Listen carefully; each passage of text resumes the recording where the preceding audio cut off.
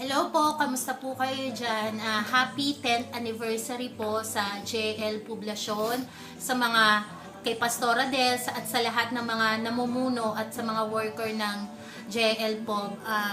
Narito po ako dahil para mag-testimony sa miracles na ginawa ng Panginoon sa buhay ko. Nagpapasalamat ako sa Lord dahil binless niya ako na makarating ng Canada, na hindi ko akalain na sa pangarap ko lang makapunta ako sa lugar na ito. Pero yung miracles na ginawa ng Lord sa pagpunta ko dito, sa mga processing, sa pagpaprocess ng papel, hindi niya ako pinahirapan, hindi niya ako pinabayaan, pinagaling niya ako sa sakit at karamdaman. At pagdating ko dito sa Canada, yung miracles na ginawa niya sa akin, yung nakapagtrabaho ako kaagad na hindi lang isa, dalawa o tatlo. Ganon din yung miracles na ginawa niya na magkaroon kami ng sasakyan at natuto akong mag-drive.